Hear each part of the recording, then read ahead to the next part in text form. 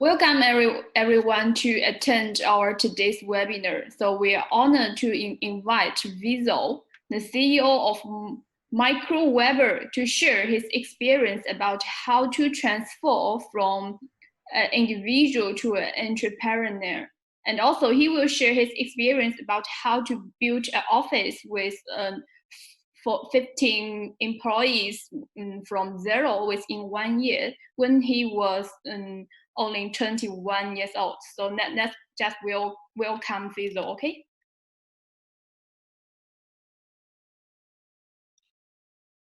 Thank you very much, Zoe, for that wonderful thank you very much for that amazing introduction.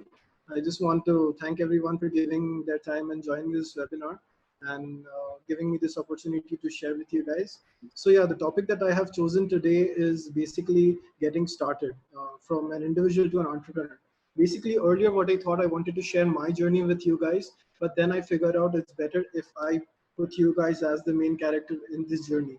So how many of you guys here are students, self-employed, or maybe working? So can I get a 1 if you guys are self-employed, 2 if you're a student, and 3 if you're an employee? Can you just type that out in the chat box, please, so that I know that, hey, how many people we have over here? Okay, I see a lot of 3s. Anyone else, guys? Oh, all right, great. So yeah, moving ahead, I want to tell you guys that how this is going to impact you basically. So what I have decided is to create a flow where we are going to understand what it is like to start something and basically what we need to do in order to get started. All right. So first question I asked people who have just joined in was, what does it mean for you to get started? And a lot of people answered that. But since those who walked in late, let me ask you this again. What does it mean for you to get started? Please let me know in the comments, please. What does it mean for you to get started?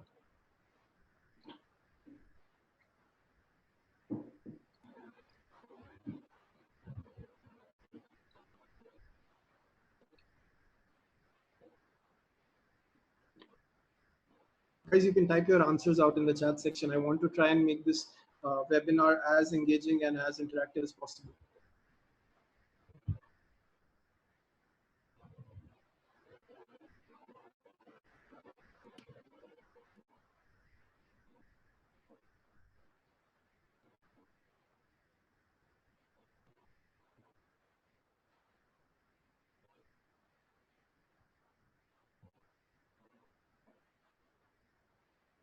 All right, so before we talk about that, okay, I'm getting a few, okay, newbie, more confident and knowledgeable, nice, man, validating an idea. All right, great. So what I wanted to talk to you about is basically before understanding how we get started, it's all about mindset. If you are able to put your mind to something, the mindset is basically setting your mind to something, understanding and taking that first step. That is where how we begin. All right, so like you said that, hey, what starting out means to you, I will tell you what starting out means to me. So basically, after reading a lot of books and doing a lot of research, I figured that, hey, the idea of actually taking the first decision to go to the gym is harder than actually doing the workout. So coming back to that, you need to understand that the most important and the most difficult thing is getting started. And today's topic is about getting started, not only with a startup or something else, but more about anything in your life.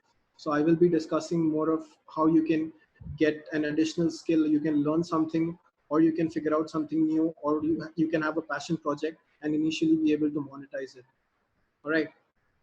Okay, great comments coming in from Men is getting our first customer. That's perfect. So yeah, so I have put together 2 ways of getting started. The first one is a very generic approach where people tell you that, hey, we need to figure out a solution to a problem, and that is how you get your business. Earlier, people used to think that what I need to do is I need to come up with a brilliant idea. But now it is times have changed and people are talking about this a lot. And the second idea I would like to present is being able to create a passion project. So we'll just jump into the first one. It's finding solution to problems. You must have known, right, that a lot of people talk about saying that, hey, you don't need to get a breakthrough idea in order to be successful. the most important thing you need to understand is to being able to identify a problem in the market and being able to give a good solution to that. Right. There are a lot of amazing companies that have been built on this particular idea itself. We can take the example of Uber. So what Uber decided that, hey, people are coming to cab drivers and asking to go somewhere, but these cab drivers are saying that, hey, we cannot go. And then another problem which Uber figured out is like for restaurants that people do not have enough place to sit, or people, not all restaurants are offering free home delivery or home delivery services. So these people just integrated their mobile app into get oh, like Uber cabs and then Uber Eats. So that is what basically disrupting an industry is, finding solutions to problems that people are facing. And the last point here, which is very important, that people will willingly pay for a product or service that they need rather than products or service that you think they need. This is very important because a lot of times what people do is they will come out with a random product and they will think that, hey, I have created this product and everyone in this particular market will want to have this product just because it's so cool. They do not understand and they do not think about what their customer needs. So we're going to talk about that a little more as we move ahead into this. All right, the next thing which I want to talk about, which is very important, is building a passion project. So the topics which we are going to cover today in building a passion project is what a passion project is, why do you need one, and how do you discover your passion project, and how will that passion project help you. All right.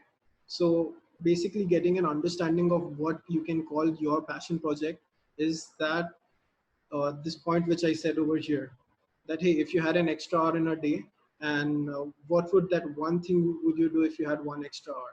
All right, and that one thing would you would do that for absolutely free. All right. So what you can do is you can tell me one of your passion projects, like what you think could be a passion project within the comments, and I can give you ideas on how to monetize it in the coming few slides. So it would be great if you can just interact with me and just type out what your passion project could be. Like I have mentioned a couple of examples here. It could be cooking, it could be dancing, reading, even watching TV. I will even give you an idea of what you can do in terms of watching TV and how you can monetize that. So all opinions are welcome. Please feel free to use the chat box.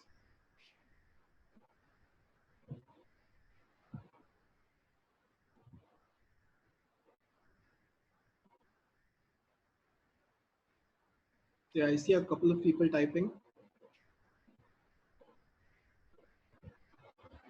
It could be anything, guys. Imagine if I gave you an extra hour each day, what would you spend that hour doing?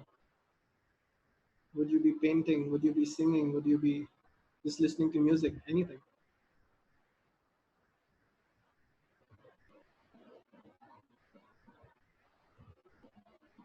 Okay, talking to yourself. That's great. That's self introspection. Okay, we have traveling, we have singing. Amazing responses coming in from people. Anything else, guys?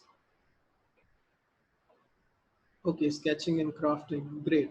So a couple of suggestions for Karthik. I mean, Karthik said he would spend most of his time talking to yourself.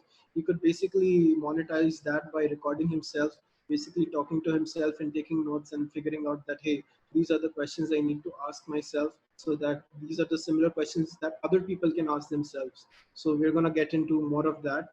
Another thing would be, okay, R and code something productive.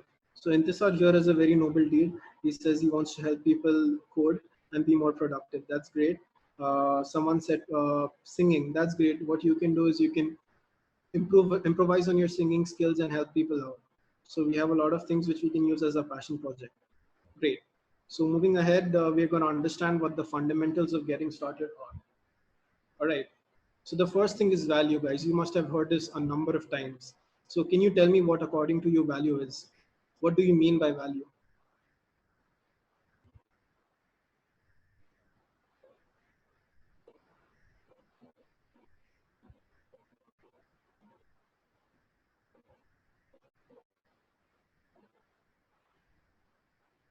Value equal to time. Very good. What else?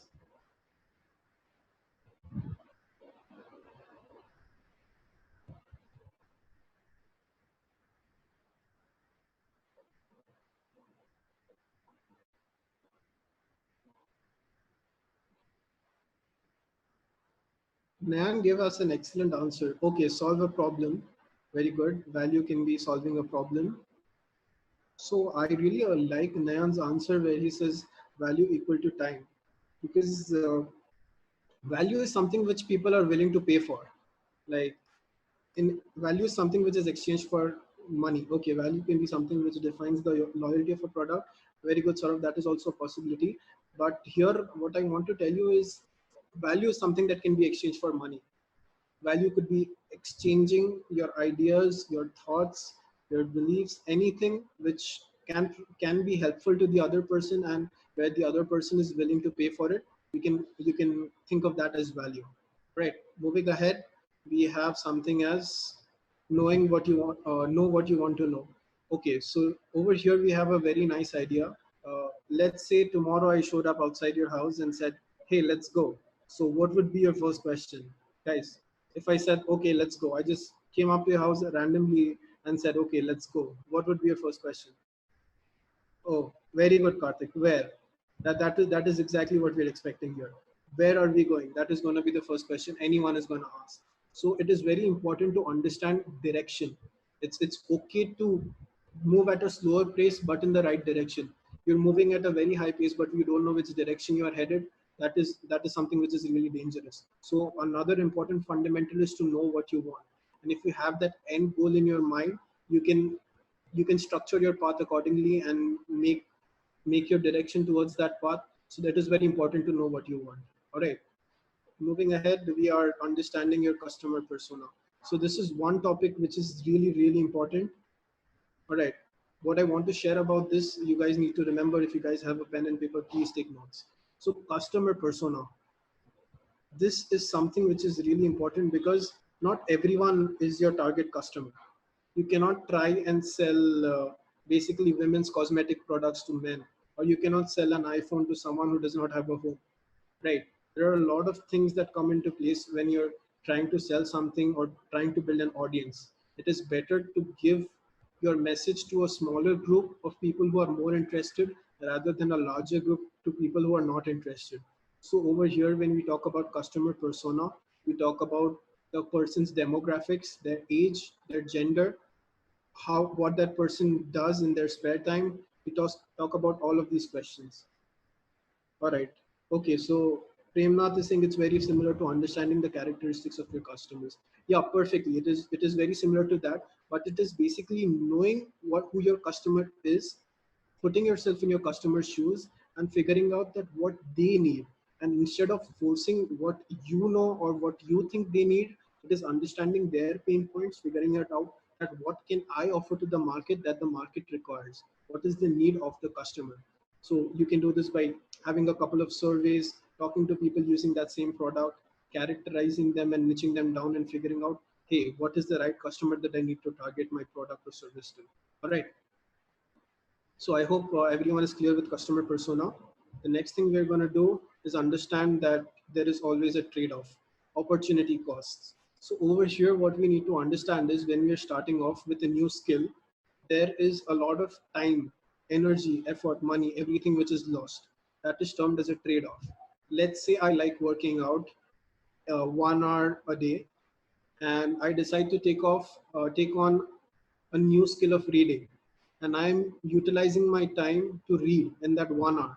So that is what we can term as a trade-off between trading your time to work out to trading your time to read.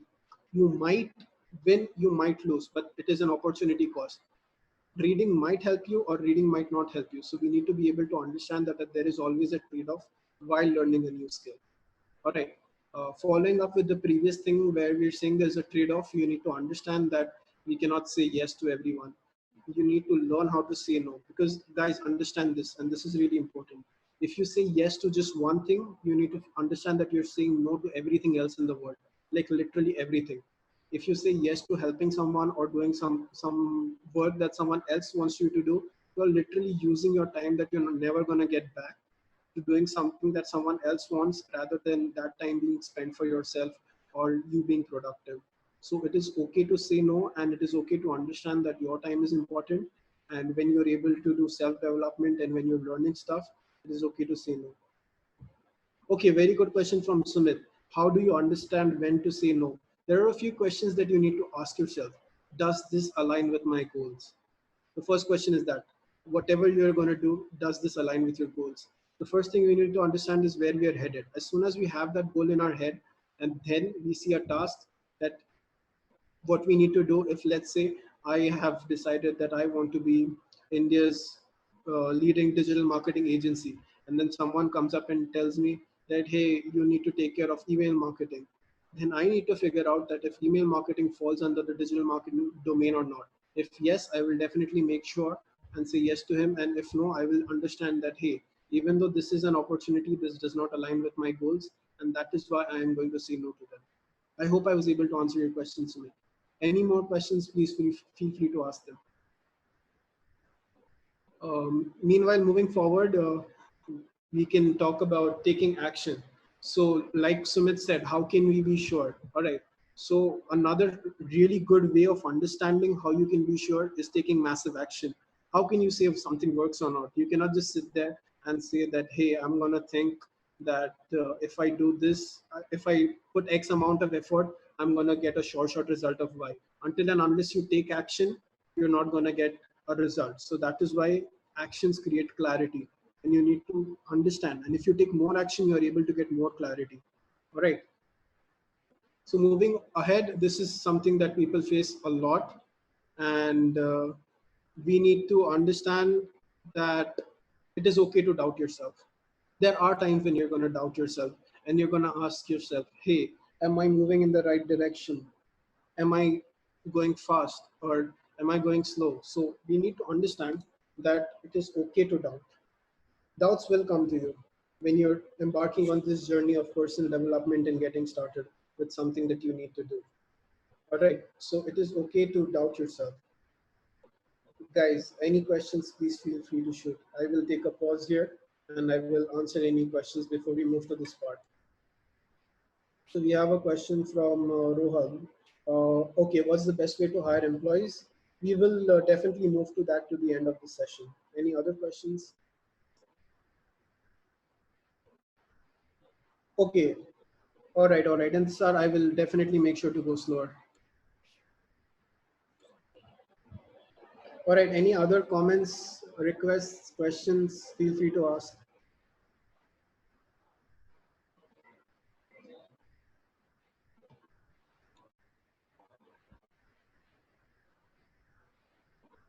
Okay, guys, I will try to go a little slower.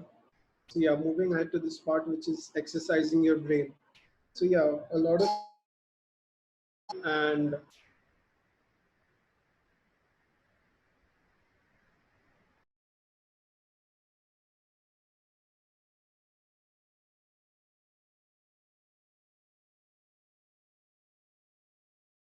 brain in the following slides.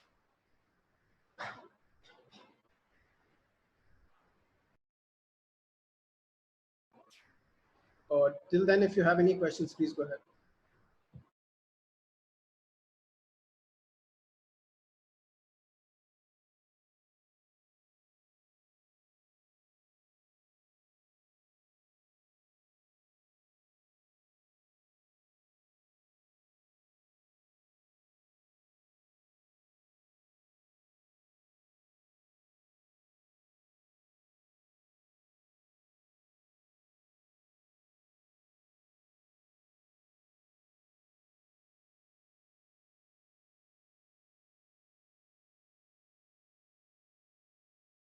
All right. So we have a few questions. We learn multiple skills or okay. I think it is better to do one skill at a time rather than doing multiple skills. We have a question from Mustafa Ali. What do you realize that there are doubts? In fact, you need to give up on your idea. Okay, what do you do when you realize that your doubt? Okay, you realize that your doubts. All right, Mustafa. So, in order to answer your question, what I would like to tell you is basically you need to take more action. If there are doubts, if you think that something is wrong, you need to take more action to it. Say if you feel that, hey, uh, am I making a mistake here? And then you need to figure out that what are the different actions that I can take in order to get that problem solved.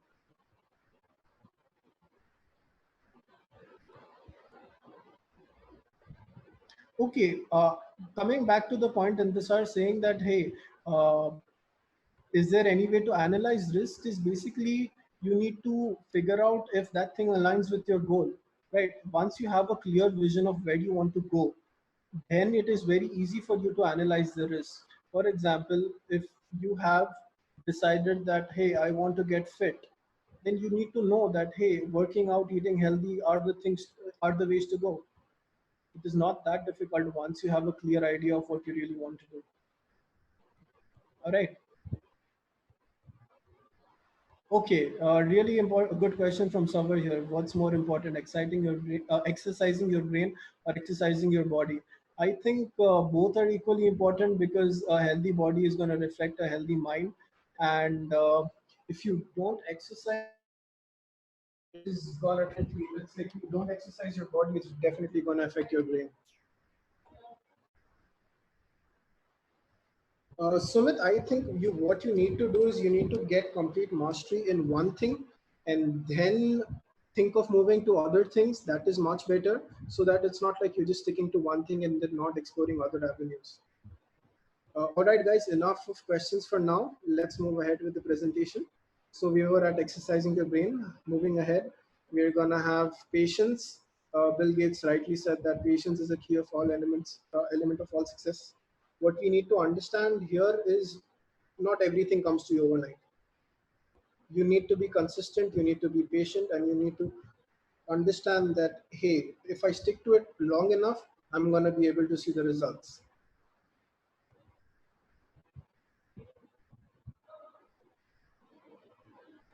Okay, how can you motivate a team member the most? All right, what you can do in order to motivate someone is basically make them understand where they're lacking and help them out, and basically help them build a plan of how they can improve.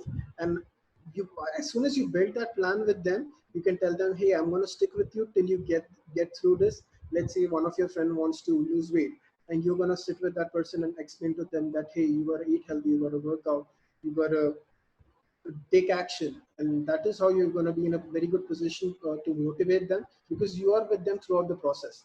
And if you're going to support them throughout the process, that is what I think is the best way to motivate a team member. All right, so we're going to move to the tools and resources that are required in order to get started. Okay, so yeah, the first thing which we're going to talk about is the road to success. So there is a quote which we find online that the road to success is always under construction. So we did build a small roadmap which we can apply in order to get to that road, but this road is never ending. All right. So we need to take into consideration that we need to start small and celebrate wins and progresses. Being consistent is very important. Then I'm gonna talk about genius of routine, where it is very important to understand that,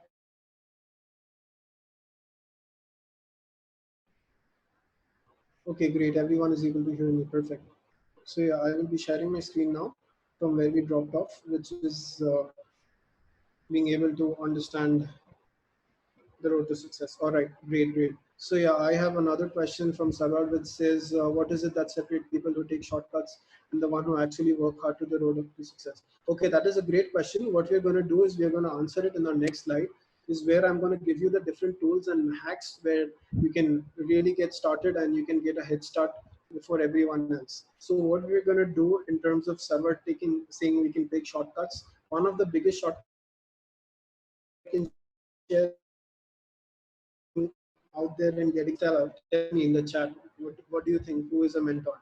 Please go ahead and tell me. What according to you? Who according to you is a mentor?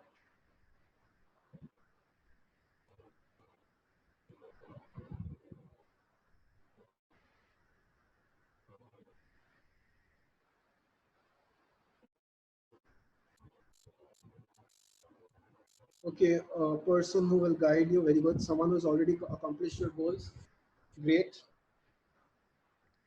Who else can be a mentor? Who sets an example? Amazing. Okay, Mustafa Ali has given us a very nice answer that he says that he's someone who has already accomplished your goals.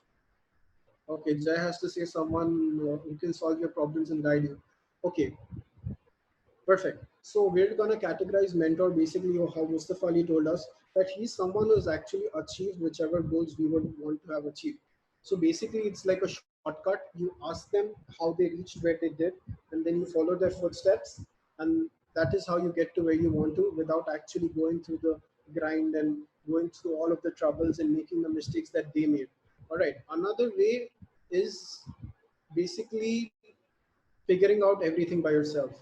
That is a little tiring and time consuming, but what that does is it helps you make those mistakes, and then you learn them by yourself. But I would highly recommend going out there and getting a mentor. And why do you need a mentor is basically they're going to share everything, all of their life experiences, their failures, what they did, how they got to where they got to, and whatever their tools, resources, whatever they have, they're going to be willingly open to share with you. All right. Then we have where can you find one? It is not that difficult to get a mentor these days. You can basically ask someone who you look up to. They could be an expert in a particular field. You can just go up to them and ask them that, hey, can you please be my mentor? I would love to be your mentee. A lot of people are definitely willing to do this for free, but some people have paid mentorship programs. But it is actually worth it to pay someone in order to have them become your mentor. So what can you tell them is basically that you're just starting out and you actually want to get to where they are. And another big thing you can tell them is basically working for them for free. If you tell this to a mentor, it shows that you're willing to learn and you are in it to grow your skills and learn more than the money. So if you really want to get a mentor, just go to them and ask them and tell them that, hey, I'm willing to work for free for you and I would love for you to be my mentor. All right, moving ahead, I have a few more hacks, and these are basically three of my most favorite books, which I would like to share with you guys today. It's Rich Dad Poor Dad, Think and Grow Rich, and Zero to One. So I have pulled out three different quotes from these books. You guys can just have a read through all of these quotes and let me know which one you found the best. So one for Rich Dad Poor Dad, two for Think and Grow Rich, and three for Zero to One. Just let me know which quote you found the best.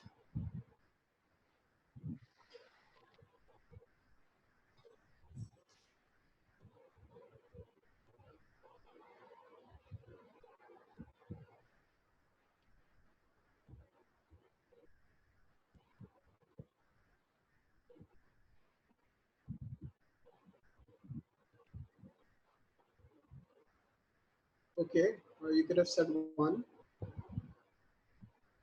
Who else? Okay, second one. Saideep, like the second one. So yeah, guys, these are amazing books to start with because we said we need to exercise our brain. So second one says do not wait. Right. Okay, Zoo thinks it's the third one. Any other answers? Anyone else who like one of these three quotes? Okay. Great. So I hope everyone has finished reading these quotes because I'm going to jump over to the next slide. I want you guys to take note of all these three books. I'm also going to share a copy of my presentation after we're done. So yeah, moving ahead, personal branding. This is another tool or hack which you can use in order to grow your online presence and build a community. So basically, what is personal branding, guys? What do you think is personal branding? Ever heard of Elon Musk, SpaceX, Tesla? So these guys have a record of not spending a single dollar on marketing. Everything works, all the PR, all the news. Yeah, exactly. Name with fame. Nan Subha said it very well. So Elon Musk is a very good example of personal branding. He is one guy who knows how to stay in the limelight and be able to get a lot of free publicity. So what you can do learning from that. So personal branding is not that difficult. What you need to do is you need to figure out a platform. It could be YouTube, it could be Instagram, it could be Facebook. You could go to even LinkedIn. So I think if you're getting into a position where you want to do something which is B2B, you can start branding yourself on LinkedIn. And I have done that like for over 2 years, and in that time frame, I was able to have a following of 13,000. So trust me, guys, it's not that difficult, and you guys can also do it, and you guys can build your own community and start personal branding. We're going to talk about why is it important. So once you have this community, once you have people listening to you, and once you come out as a thought leader, it is not that difficult for you to convert them to paying customers because you've already built this relationship with them, and they trust you, and they know that you know whatever you're talking about, and you have a complete understanding of what needs to be done. So instead of investing a lot of money in paid marketing or paid advertising, it is much smarter to invest in yourself and become a thought leader in your industry, and make sure that you turn yourself into a personal brand. All right, any questions with regards to personal branding?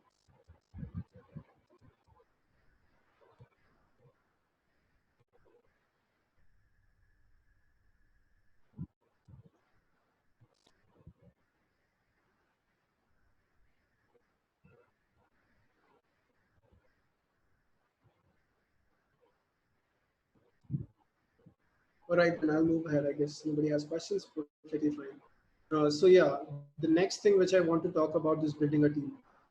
All right, Sumit had a question. Rajnikant, this is the best example. Oh, right. Is personal branding easy? Okay, very good question from Saurabh coming up. Is personal branding easy? To be honest, everything is easy if you stick to it for long enough. Like I said, I was able to create a following of over 13,500 people within my network. So I wouldn't consider it to be easy. I just want you to be consistent at it, and based on that, you can definitely become a thought leader in your industry. All right, the next thing we're going to talk about is building a team. And this is one of the most important aspects you need to understand. Earlier, I used to be this person who used to think that, hey, I'm going to do everything. I know most of us are like that. It's difficult to trust people, and it's difficult to get people together to work on something, because some people are just not going to be able to perform at your level, and there are going to be 10 different reasons that they're not able to finish the work that you give them. But we need to understand that it is really important to build a team, and in order to do that, we need to figure out that, hey, today I have 10 clients and I'm able to service them easily. But what if tomorrow I have 100 clients? Do I have that capacity to spend that amount of time and energy in order to service those clients? Okay. Nayan says, I always like to work anonymous. How can I brand myself? Okay, what you can do, Nayan, is have a pen name. So basically, what that does is basically creates an alias for you, and you can start building on that alias without actually revealing your identity. So there are a few people on YouTube, on Instagram that do not reveal themselves, but they do build a brand around that particular persona or something like that. All right. So, okay, talking about building a team, when is it the right time to build a team? I think the right time is as soon as you begin, you need to start focusing on getting in team members, focusing on people that are important and who you think share the same idea as you. And it is very important to get these people together so that you guys have more resources, more time with you. So as soon as I started, I had Sumit working with me on my team, and we were just two people.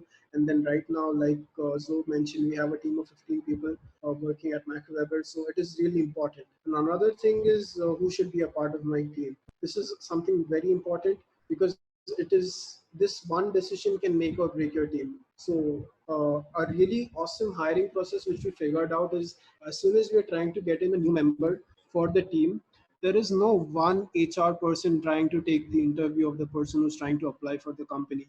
We literally have the whole team sit together, and then everyone takes the interview of that particular person. So what that does is it makes everyone comfortable to ask whatever questions they have to the person, because we as a team understand that this new person is going to be closely working with them, and they need to be in a position to be compatible with the new person who's walking in. So understanding that is very important. You cannot just rely on one person to decide whether these two people are going to be compatible. So this is something new which we have adopted at MacroWeber, and I would really appreciate it if all of these people who have come in can also try this. Okay, what separates a lone wolf and a complete pack? I think a lone wolf will not go too far. He might get shot. I think a complete pack is basically people who can build together and survive longer, I feel, and go the extra mile. All right. All right. Okay. So this is something very amazing which I have recently learned from one of my mentors called Carl Davis. He taught me that it is really important to sell, and selling is the single most important ability that everyone needs to learn. By everyone, I mean everyone. A lot of people think that salespeople, it's not good to sell. Being a salesperson is beneath them, but that is not actually true. Just read this quote once and let it sink in, and let me know your thoughts what they are after reading this.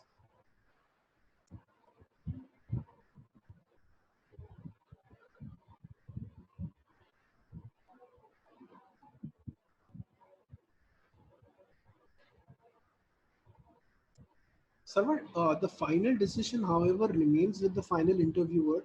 Our main goal here is to understand the compatibility of the new person coming in into the team. Okay, guys, so learning how to sell. So another good thing which I would like to share is basically, okay, if you can't sell, you don't understand the problem well enough. All right, solving problems is important to sell yourself. Okay, so, okay, selling here is not just selling your product like Mark Cuban, one of the sharks in Shark Tank tells you. It's basically selling your idea to your prospects, investors, and employees.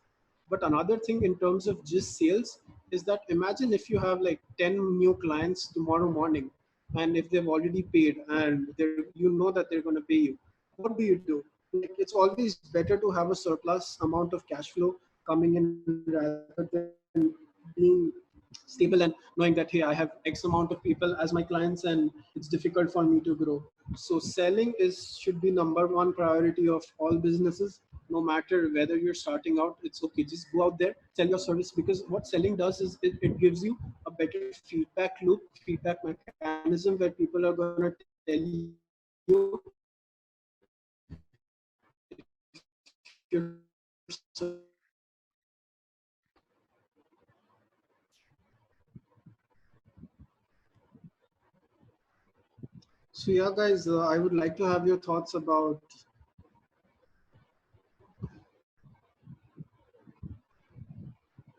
All right. So yeah, I would like to have your thoughts about selling. Like, what do you guys think after me talking so much about what do you need to know about selling? Why is it so important and stuff like that? So I'm just gonna continue sharing the slides. Meanwhile, you can tell me what your thoughts are about me saying that, hey, you need to have a constant selling process and why it is so important.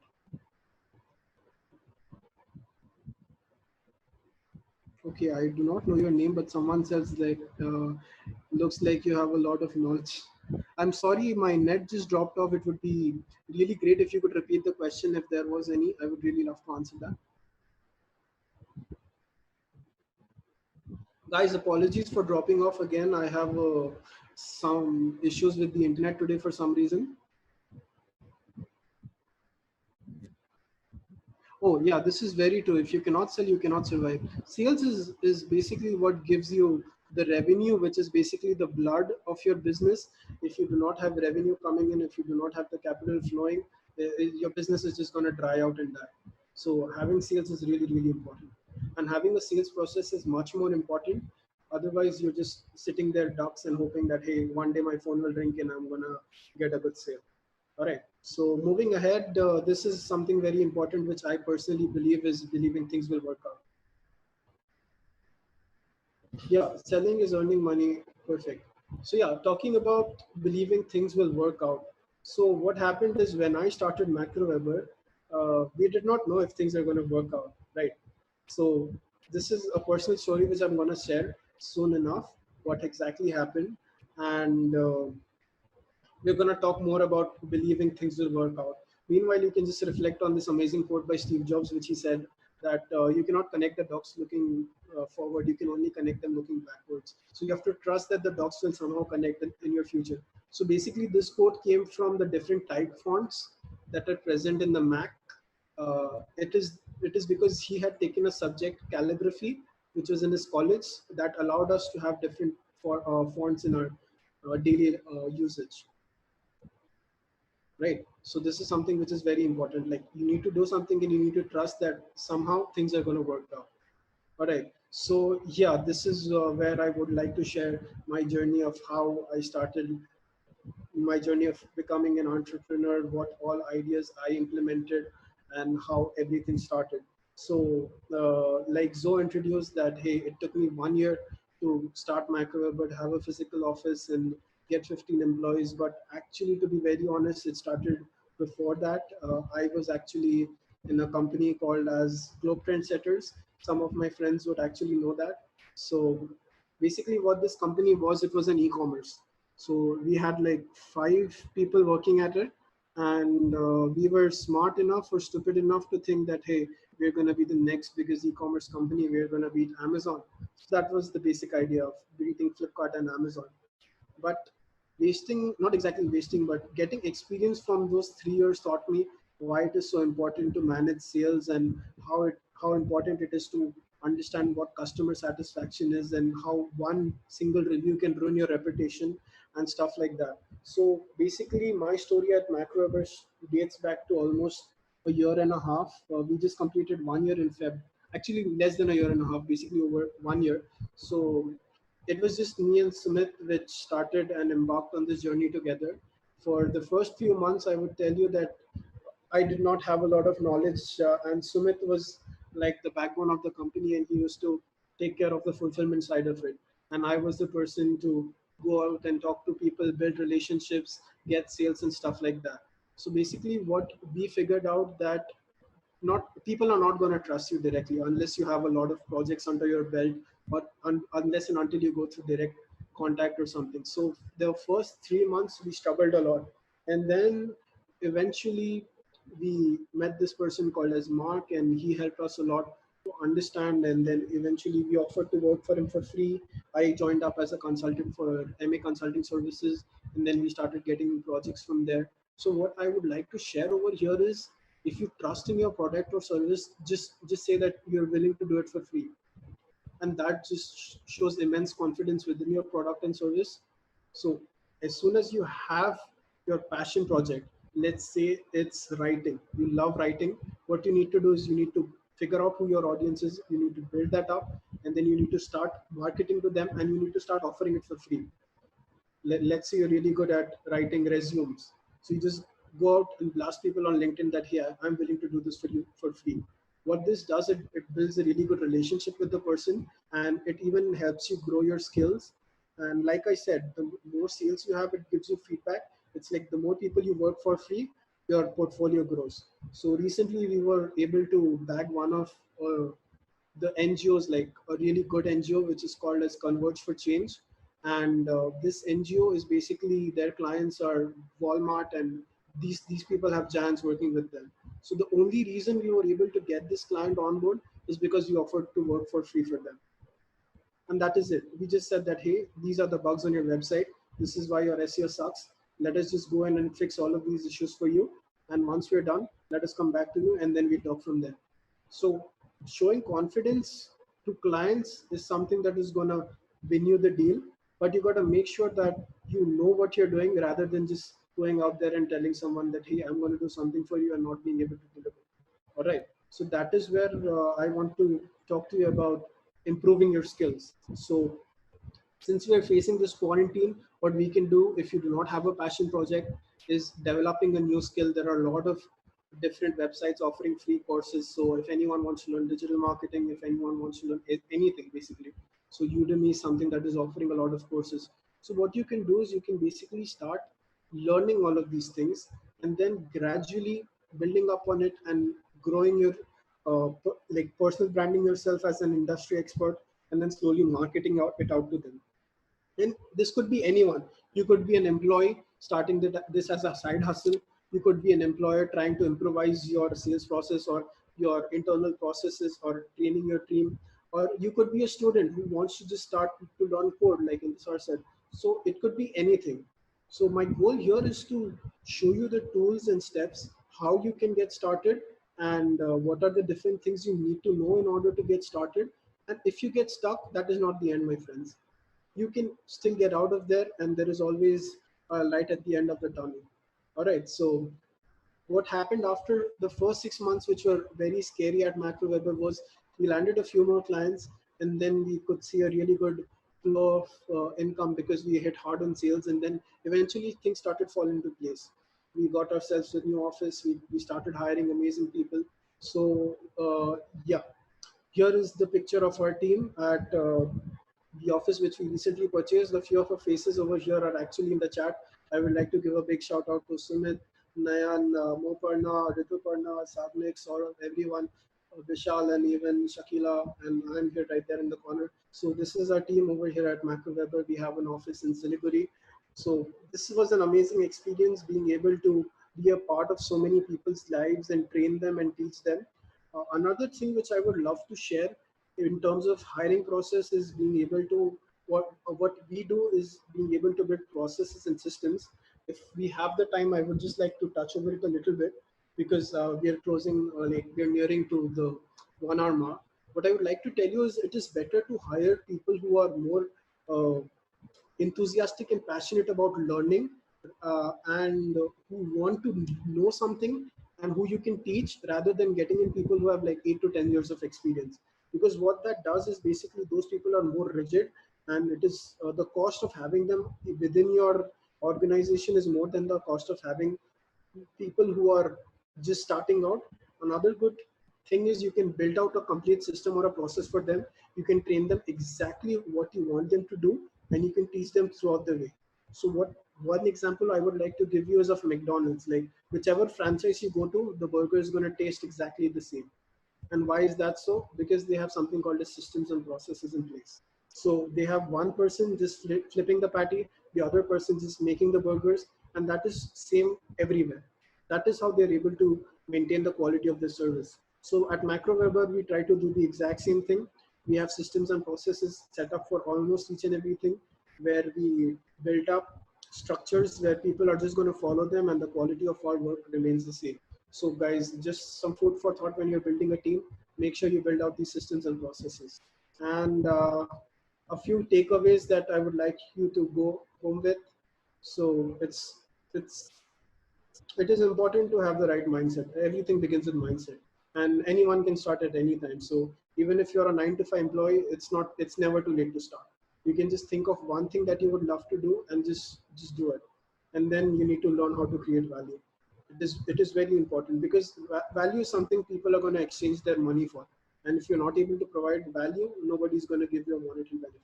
And then it is important to be consistent. You cannot say that, hey, I just started today and things are not working out if you're not consistent. And then this is a really good hack. You can definitely read books and reach out to mentors. And final thing is never stop learning, guys. And yeah, thank you for attending. I'm here for another 15 minutes. If you guys have any questions, any doubts, feel free to ask. And thank you guys for your time. I hope I was able to finish it in 1 hour.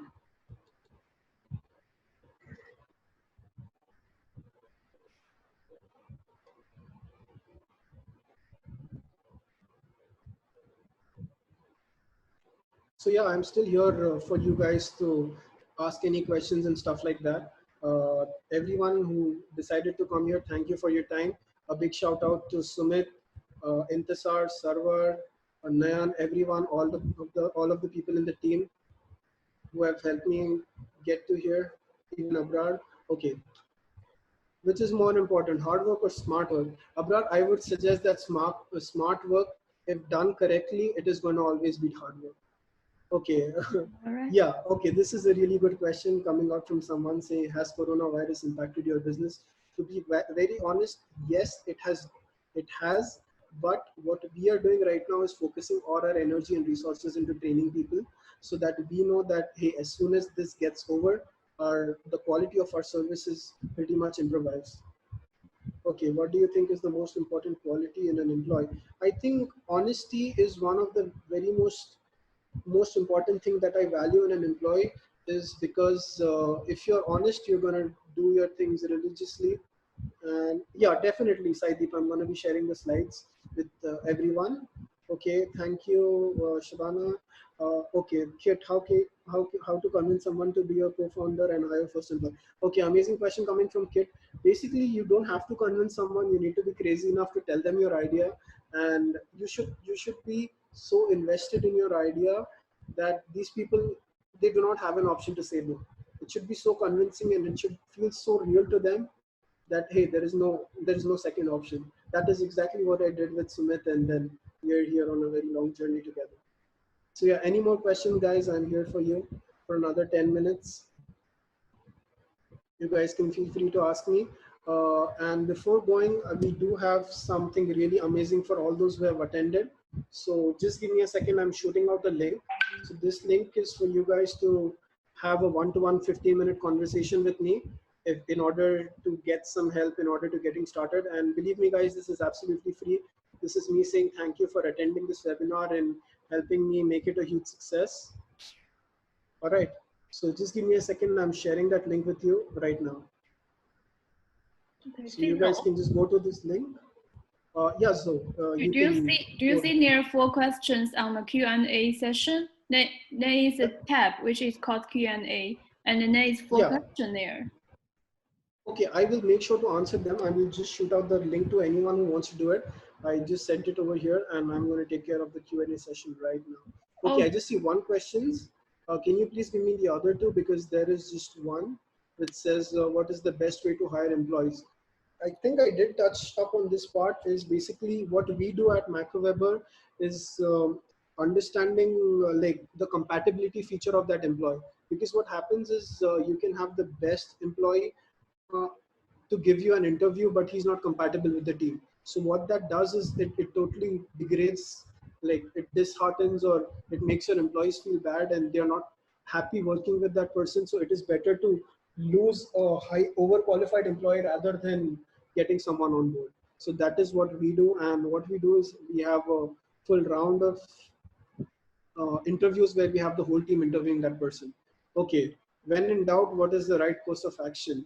I think if you're in doubt, you need to just be calm and figure out what are my options, and then then in terms like you can start eliminating what you think is not necessary or not the best course of action. I think keeping a calm mind is the best course of action in doubt. Just figuring out what the right thing is. Guys, in the chat, please give me a second. I'm answering all the questions in Q&A section. Okay, another question from Mustafa Ali. How do you set goals? What is the objective you keep in mind while setting goals? Okay, so setting goals, we have goals at a macro level. That is a long-term goal. Then we have a short-term goal. Then we have quarterly goals, monthly goals, weekly goals. So basically, while setting goals, we have smaller goals which are in line with the big goals. So there is a vision which is the biggest goal, and we have smaller goals which are in line with the bigger goal. All right. Rohan has another question. As an agency owner, what motivates you the most?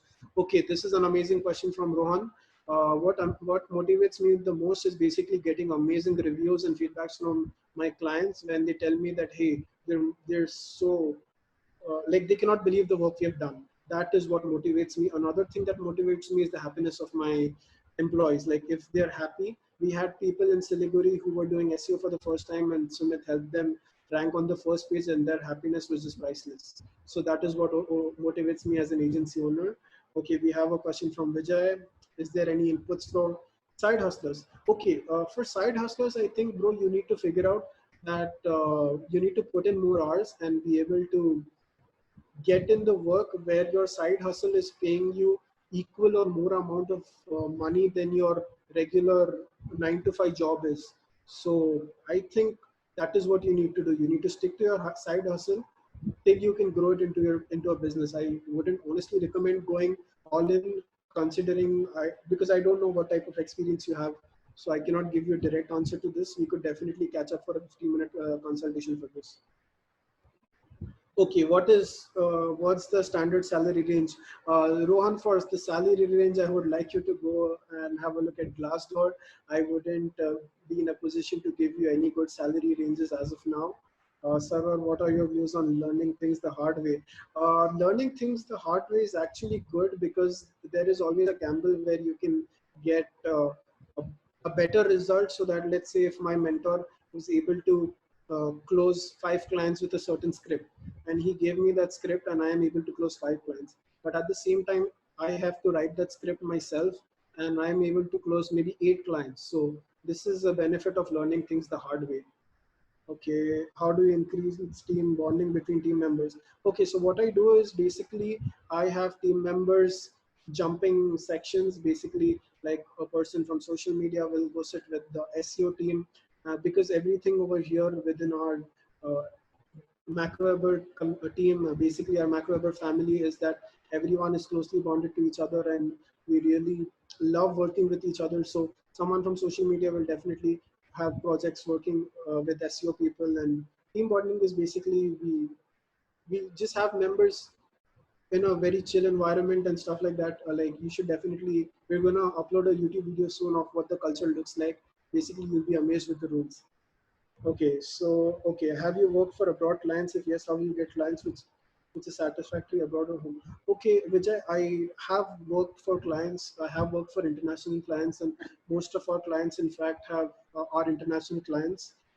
And the question of how you get them is basically being able to reach out to them. There are a lot of websites where these people put in their requirements, and you can just go and have a one-to-one conversation to them. A really good way is to get referrals from international clients and ask them to refer you to another person or something like that. That is how you get more clients. Another thing would be a cold outreach, having a system in place where you are sending out mass emails asking people to try out your service for absolutely no charge. That helps a lot. Okay, moving on to the chat questions. Oh my god, so many questions. No worries, guys, I will answer everything. Okay. Okay, all right. I think that time is up, right? Yeah, I let me just answer a few more. I have sent in the Calendly link. Someone asked me, okay, I think I have answered everything. Okay. Okay, when do I plan to have my next Zoom meet? It is totally dependent on Zoe. If she thinks I have done a great job, we'll definitely have another meeting. Let's see. Okay, all right. So I think that the time is up, and Fizo has already answered a lot of questions here, and today's sharing is really amazing, and I'm thinking that maybe all of you benefit a lot of it already. So if you have any other question for Fizo, don't forget to join, to click the link to book his time to ask him any question if you have. His link he has already shared on the chatting box. Okay, and also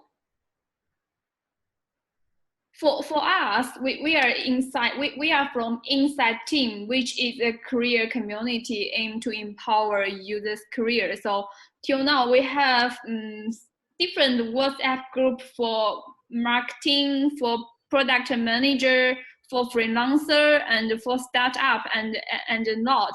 So we are gonna hold more and more webinars in the future. If you are interested in maybe join more webinars in the future, and don't forget to join our WhatsApp group. All right. Thank you very much, Zoe, for giving me this opportunity to talk. Another big shout out to Abby for helping me out build the presentation, and all the others who helped out. Sumit, Sarwar, and this are big shout out to them. Big shout out to the MacroWeber family for helping me out as well. Okay. So if there is no any other question or problems with our webinar is going to end, okay? Yeah, I think I have pretty much answered everything, and I did send out a Calendly invite so that these people can book 15 minutes of my time and have a free one-to-one consultation if they have any more questions, doubts on how to get started, how to get into a side hustle and build out their business and stuff like that. I am more than happy to help them. Yes, that's really cool. And also we have a group for freelancer. I have already add you in, and you can also promote yourself there. I We think are you all can into helping people. Yeah, please go ahead. you can help them a lot, I think. Yeah, I mean, I'm still in the process of learning, and I just learn through mistakes and trial and error. I mean, I'm just 22 and just figuring stuffs the hard way. So yeah. Okay, that is cool. So if there is no any problem and question, and we are going to end our today's webinar, and And also in the future, we are going to hold more and more. Maybe some are from Fazil, some are from other maybe people. So just join our WhatsApp group and stay tuned there, okay? Yeah, just give me a second, Zo. Vijay Kumar has a question for me. Please let me answer that for him because he's Okay. requested me to answer this. And this question, if I'm not wrong, is how to convince a client for a particular service. Suppose if I want to give email marketing services for a client, but client not agree. Okay, Vijay, what you want to understand is basically when you're offering a service, you need to have that service to a particular level. All right. So I need to figure out what is your avenue to marketing your service. For example, if you are marketing your email marketing service throughout email, like if you're sending out this as an email blast, I need to understand what type of copy you're writing because there are several reasons a client will not agree to what you're selling. It could be price, it could be quality, it could be trust, it could be a number of factors why the client is not agreeing with you. But another thing which you need to understand is that that is not the only client in the whole world. You need to talk to like hundreds of people before one of that person finally agrees to buying whatever you're selling. So first thing I would like to tell you is be in a position to have a very good product or service. Like for example, if you're doing email marketing, make sure you have a real good service in terms of email marketing.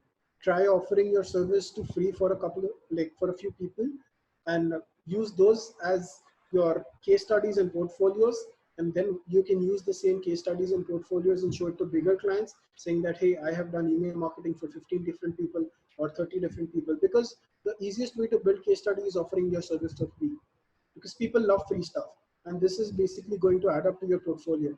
And if you can tell someone that hey, I have worked for 50 people, that person is definitely going to respect your work because you have those many people.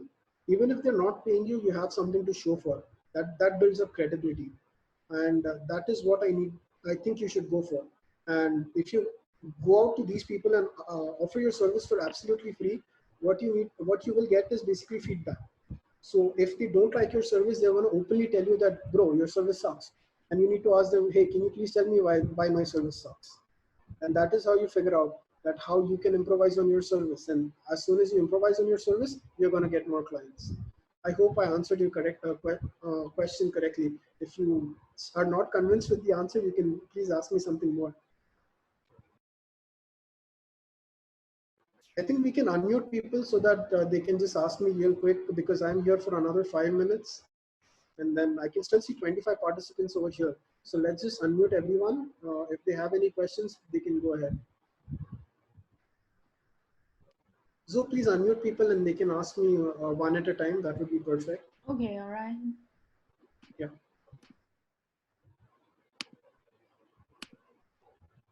So guys, 5 minutes. Any questions, please show.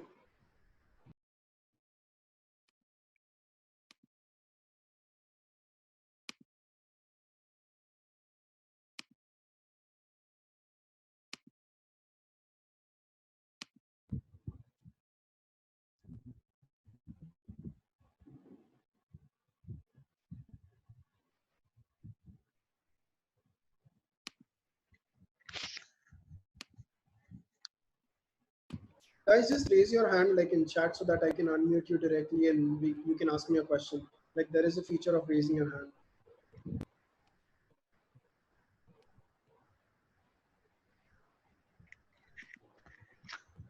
Hello. Yeah, yeah. Okay, Mustafa Ali has a Yeah, sir. question. But, okay, who's talking? Can I please know your name first? Hello. Hi, sir. This is Vijay. Yeah, Vijay, please go ahead. Yeah, sir. I'm working on a digital marketing agency, sir, right now, like from the past 1 year. So, uh, I want to start, slowly start as a side hustling and convert into initially consultant like that. So, how will you do inputs, what to do? I have gained a good experience in the past 1 year by working in an agency.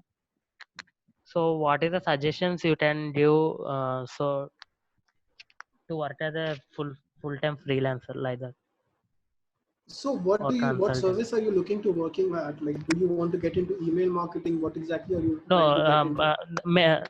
the main things are SEO, social media marketing, and Google and Facebook ads. Those are the main services Okay, so I I can would offer. recommend you stick to one thing instead of three things. Okay. And my best option for you would be getting into ads, because that is the best thing that is going to give you return on investment. Because SEO is something that is going to take time, anywhere between 3 to 6 months, depending on the various criteria. But if you can master in Google Ads and build out a portfolio in Google and Facebook ads, that is going to help you go a long way. And trust me, it is not that difficult to get clients who want to do Google ads. But the thing is, you need to be at a very high level in order to write good ad copies, be able to uh, get the right target audience. So I think where you can begin is Google ads. As soon as you have a complete understanding by doing a variety of courses, get Google certified in ads. There is display ad certification, video ads, shopping ads. There are a Yes, ton sir. of Yes. certifications that you I'm can a do. certified. Yeah. Yeah, Okay. so make sure you're So, up to like, date with sir, all is of these there algorithms. Yeah, go ahead. okay? Is there any suggestions you can do for off-page SEO, sir? Is there any theme statics you follow for especially off-page SEO? Like, What I would tell you what is the is best go way build to? backlinks. Yeah, go build backlinks, do citations, get backlinks. I think backlinks and citations would be the thing. And what you can do is you can book a 15-minute consultation, because there are a few more people that have raised their hands. So it would be an injustice to them if I don't answer their questions. So Okay. it would be great if you can Yeah, just go sure, ahead sir. and book a Sure, sir. session. Sure, sir. Thank you so much. Thank you. Okay, so Okay, who sir. else is next? Thank you. Guys, please raise your hand so that Zoe can unmute you and we can just, because I'm here for another 4 minutes.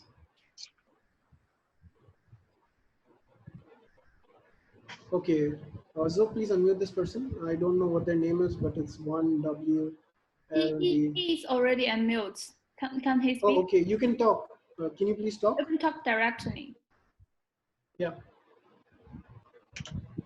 Hello? Yeah, hi. Yeah. May I know your name, please? Yeah, my name is Aman. Okay, Aman, please go ahead. What is your question for me? Like, my question is, I don't have a lot of knowledge regarding digital marketing. So how All can right. I build up on that? Excuse me. Okay. Yeah, no, no problem. So, first tell me, why do you want to get into digital marketing? Just because everyone is doing it? No. Because I see a future here. Because India is going online. Everything is Right, going online nowadays. right. And I see an opportunity here. And plus, I'm like interested in this. Okay, amazing. So first thing, in order to get started is I would recommend you read a lot of blogs, follow a lot of people on YouTube, you need to figure out in which aspect of digital marketing you want to get into. Like I told my friend Vijay, you need to figure out just one thing where you want to specialize rather than being a jack of all trades. You cannot say I'm able to do SEO, social media, ads, everything at the same time. It's better to have one specialization rather than offer 10 different services at a low level. So what you need to do is you need to understand what are the different things that fall under the umbrella of digital marketing. And then from there, you need to figure out that, hey, I'm really good at social media marketing. I'm really good at ORM. I'm really good at email marketing. So once you figure that out, then you can begin your specialization. If you see yourself doing SEO, you can follow Search Engine Journal. You can start investing in tools like SEMrush, Ahrefs. So there are ton of things that are there which are absolutely free, which you can get without even paying a dime. And guys, honestly, on courses, I really recommend getting courses from people who are actually doing something. So like I come across a lot of people who are business coaches and life coaches and consultants, and when I ask them, hey, how long have you been running a business, and the reply I get is they don't have a business. So I mean, it's just something which is bizarre to hear that people who are business coaches do not even have a business. So do you agree with me on this part? A lot of people are turning into business coaches without having their own business. Yes. Agreed. So yeah, so I would like you to get more and more information as much as possible before you start servicing clients, because you do not want to do injustice to your clients by promising them something, then taking their money and not being able to deliver. Right. Yeah, so that would be my advice to you. Just get as much as information as you can and then start getting certified, because people love if you're authentically certified in Google, HubSpot. There are a lot of other things where you can get certified as well. Okay. All Thank you right. so much. Thank Yeah, you. no worries. I hope I answered your question. Guys, next I have 2 minutes more. Any more questions, guys?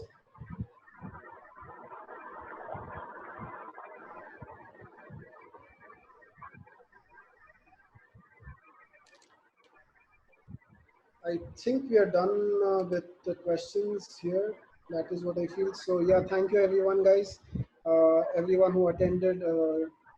Thank you everyone for just coming here and helping me make this a huge success. We will see you in the future. All right. So we can hang up the meeting. All right. Thank you.